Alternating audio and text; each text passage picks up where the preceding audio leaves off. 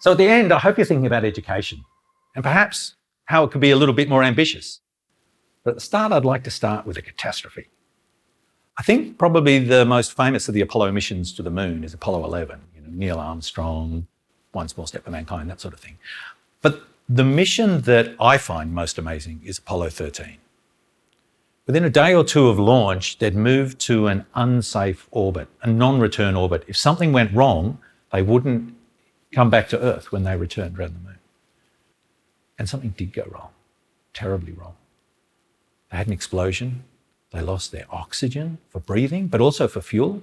They lost their ability to generate most power, and they needed the power for heating, for light, for comms, for computer, for navigation. I often wonder how they must have felt as they passed the moon. They were furthest away from the rest of humanity than we'd ever been, more apart than anyone had ever been before. How did they feel when all the things they'd rehearsed, all their planning, all their checklists became useless because of this unexpected catastrophe? And that's my job.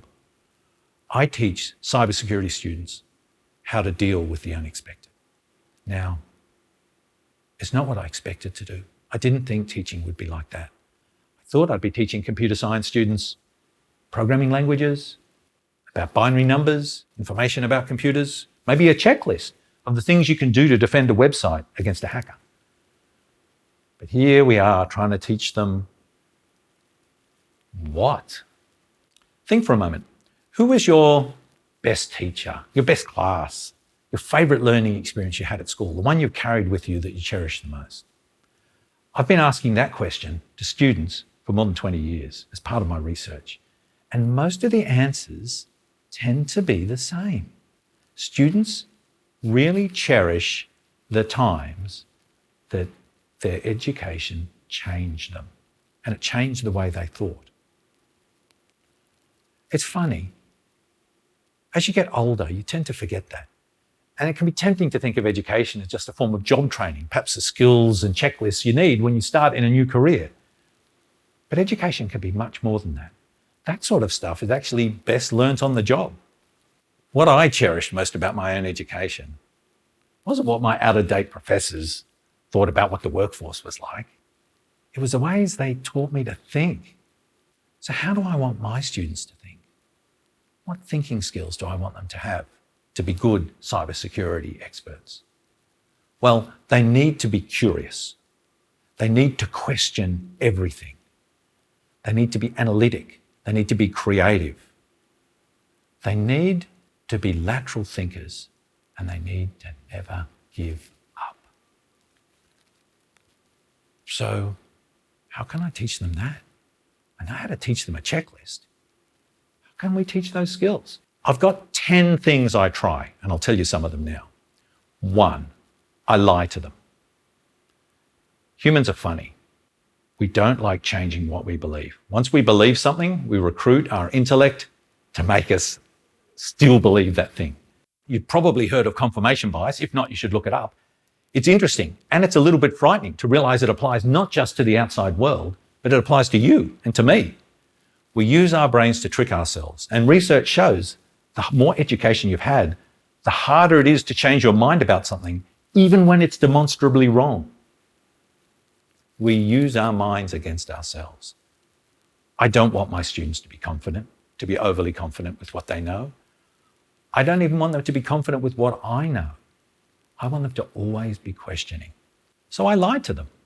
I tell them I'm going to, and then I do it. Shamelessly and gleefully, I lie. They can't trust anything I say. Well, they can trust most of what I say, but which bits can they trust and which bits can't?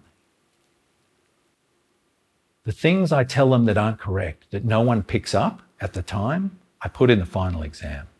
And I'm really pleased to notice that most students end up getting them right. Perhaps I've taught them critical thinking, or perhaps they just weren't listening. The second thing I think is important for them to know is making decisions. Yes or no. Part of being an academic and a student is analysis, weighing things up and evaluating things. And that's good and essential. But there can be a problem We can think about things until we're paralyzed by indecision and not able to make a decision one way or the other. I need my students to be able to act in times of urgency and make a call. Even if it's wrong, it's better to make an informed call than to do nothing. We see that now with the coronavirus and our leaders around the world having to make decisions. It's not easy, but it's essential.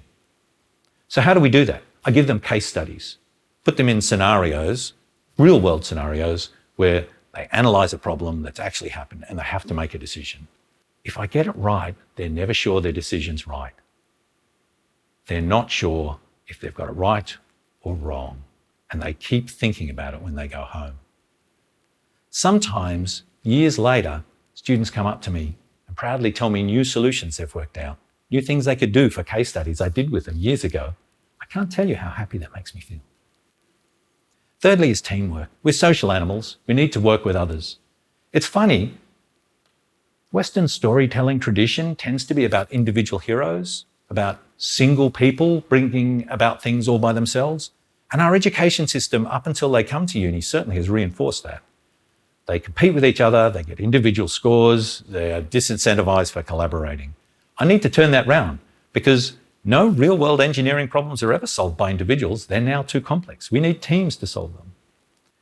The astronauts in Apollo 13 did make it back. It's frankly unbelievable that they did. You should check it out.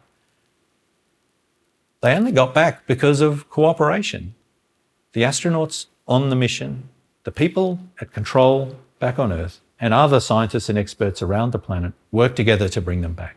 No single person could have done it. Cooperation. Thank you, Sesame Street.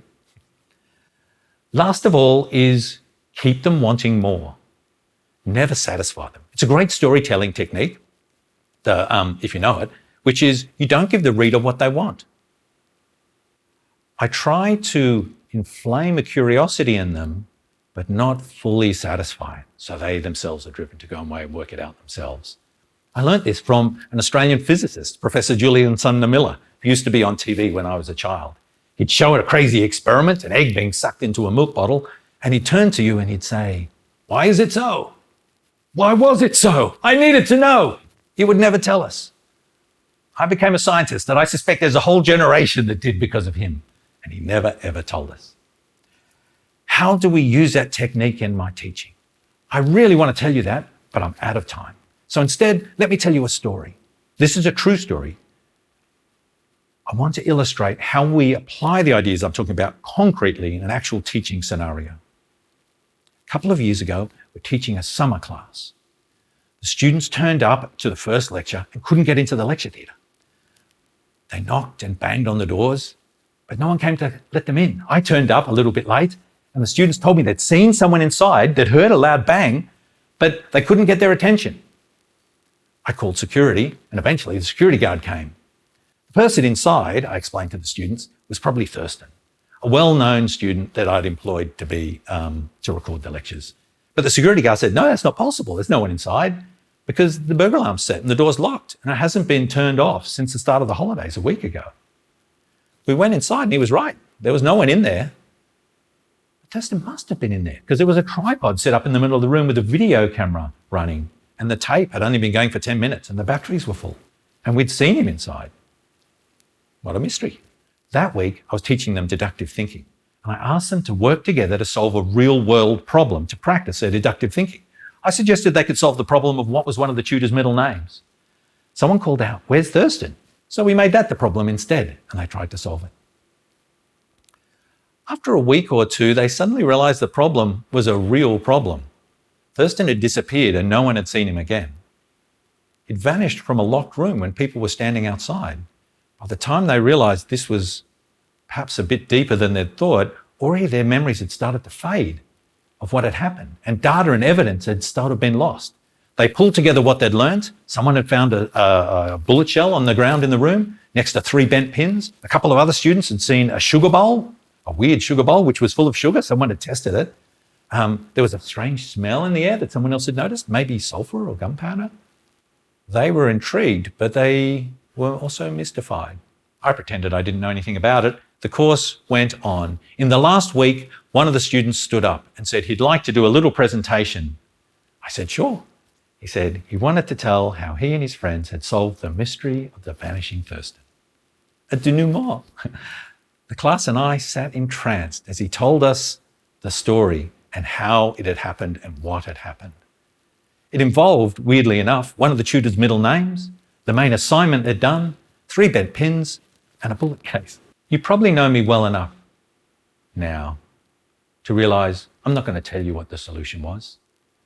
And really, it wasn't important. What was important was the skills they had to use to solve it. They had to be skeptical, they had to be analytical, they had to work in a team, they had to be creative, and they had to deal with the unexpected. I guess most importantly, they had to never give up. They solved it and they got it right, though now I think about it, I don't think I ever told them they were right. The motto of the Apollo 13 mission was Ex Luna Scientia, from the moon, knowledge. They had to jettison most of their experiments when everything went wrong. But when they returned, they did still bring back great knowledge. Only it wasn't about the moon. It was about people and about thinking and about how to deal with the unexpected.